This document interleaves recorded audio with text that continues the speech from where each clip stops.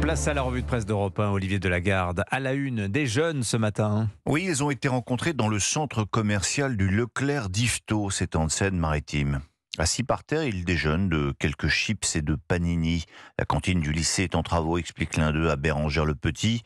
La journaliste du Parisien aujourd'hui en France qui cherchait à illustrer un papier sur ce sondage Opinionway, un baromètre qui tire la sonnette d'alarme. Les jeunes ruraux se sentent délaissés des politiques. 72% disent se sentir relégués au rang de citoyens de seconde zone, c'est-à-dire jugés non prioritaires dans les décisions publiques, et confirmation auprès de ces jeunes Normands âgés de 15 à 19 ans qui habitent le Pays de Caux. Ici, il n'y a rien à faire. Le week-end, on se retrouve à Côte-Bec, on s'achète des canettes et des biscuits au Carrefour et on s'assied sur un banc, soupire Emma.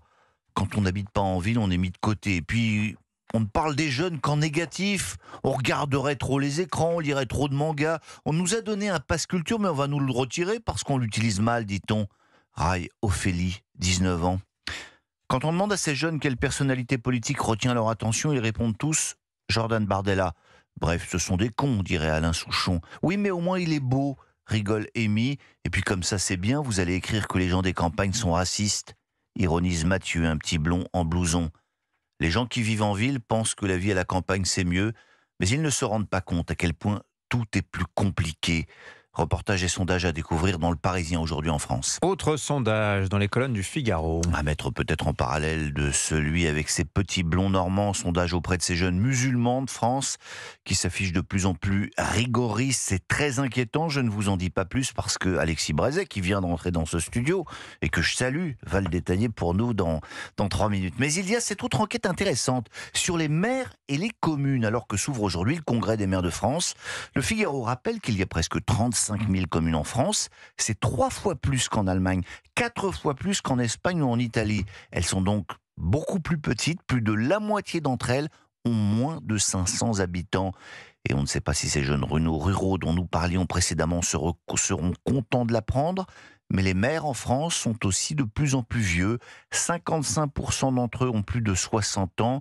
Les maires de moins de 40 ans ne sont que 3,9%. Des maires qui sont aussi de plus en plus inquiets par le narcotrafic, qui ne concerne plus que les grandes métropoles. C'est ce que l'on apprend dans une interview de Frédéric Dabier, le directeur général de l'IFOP, dans l'Opinion. Le narcotrafic inquiète aussi les maires de Creuse, de l'Aveyron ou du Cher, explique-t-il.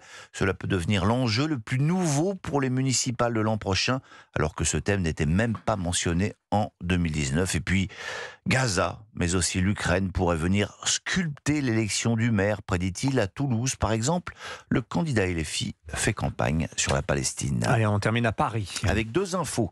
La première dans le Figaro encore. Les propriétaires du Moulin Rouge envisageraient de démolir les appartements où ont vécu Boris Vian et Jacques Prévert. Ils habitaient le même immeuble. Ce sont assurément des lieux de mémoire, mais pas pour les proprios du cabaret à Donzelle-la-Plume. Stéphane Bern s'en inquiète.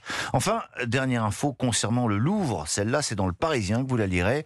On pensait que la sécurité était ce qu'il y avait de pire, mais on avait tort. Les planchers ne valent guère mieux. L'une des galeries les plus prestigieuses du musée vient d'être fermée en urgence.